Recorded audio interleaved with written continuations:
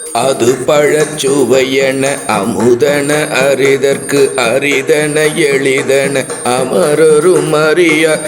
இது அவன் திருவுரு இவன் அவன் எனவே எங்களை ஆண்டு கொண்டிங்கெடுந்தருளும் மதுவளர் பொழில் திரு உத்தர கோச மங்கையுள்ளாய் திரு பெருந்துரை மன்னா.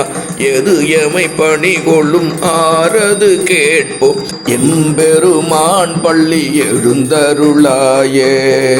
மார்கழி திங்கள் திருப்பள்ளி எழுச்சி 7வது பாடல் விளக்கம். திருச்சிற்றம்பலம். அன்பர்களே, அது பழச்சுவை என அமுதன அரிதற்கு அரிதன. அது கற்றவர் விழுங்கும் கற்பக கனி, கற்றவர்கள் உண்ணும் கனியே போற்றி என்று கூட அப்பர் சுவாமி சொல்லுவார். கற்றவர்கள் எப்படி இருப்பார்கள் என்று சொன்னால், பழம் வேறல்ல தன்னுடைய நாச்சுவை வேறல்ல என்றும் சுவைப்பார்கள். அப்படி சுவைக்கின்ற போது அத்துவிதம் ஆவார்கள். அதுதான் அது என்ற வடமொழி வழக்கும் கீழே அவன் என்ற தமிழ் வழக்கும் வந்திருக்கிறார். அவன் அருளாலே அவன்றால் வணங்கி. தேவர்கள் கற்றவர்கள் அல்ல, புண்ணியம் செய்தவர்கள். அம்மட்டே தேவர்கள் வாழ்த்துவதும் தாம் வாழ என்று மணிவாசகமூர்த்தி சொல்லுவார். அமுதம் அவர்கள் அறிந்தது உண்டது. அமுதீசரை மறந்து பார்க்கடல் அமுதம் உண்டாலும் அவர்களுக்கும் சாக்காடு உண்டு. பெரிய அமுதம் நம்ம சிவபெருமான் தான். 6 அமுதம், அளவுக்கு மேல அமுதமும் நஞ்சு என்று பழமொழியே உண்டு. அதனால அது திகட்டுகின்ற அமுதம் அவர்கள் உண்டது. ஆனா அந்த அமுதக்கெல்லாம் பெரிய 6 அமுதா இருக்க உழப்பிலா ஒன்றேனுவார் மாணிக்க வாசகர். அப்படிப்பட்ட அமுதம் திருவண்ணாமலையான். என எனும் சொல் 4 முறை வருகிறது. இது எண்ணிடை சொல் என்று இலக்கண குறிப்பு.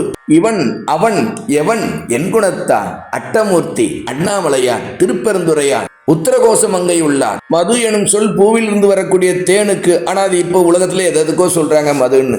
மது வளர்பொழில், வளர்பொழில் என்பது வினைத்தொகை.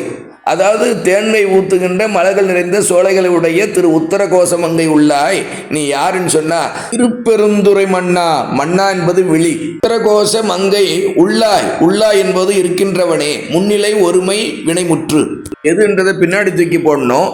எமை பணிகொள்ளுமாறு வழி எது வினாவாக கேட்கின்றார் பெருமான். எம்பெருமான் அண்மை பக்கத்திலே இருக்கார் சுவாமி, அறிவுக்குள்ள இருக்கார். அதனால மலர்மிசை ஏகினான்.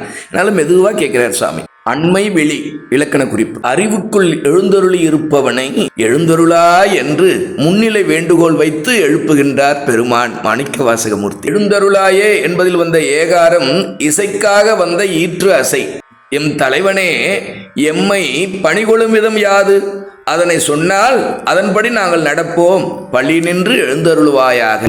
சொல்லுவாரு, இன்னத்தன்மையன் என்றறிவொன்னா எம்மானை ஆனால் எளிவந்த பிரானை. அதே கருத்து இந்த பாடல பயின்று வந்திருக்கு. அடியார்க்கு எளிவந்த பிரான் சிவபெருமான். அறிவின் விழிப்பு திருப்பள்ளி எழுச்சி. திருச்சிற்றம்பலம்.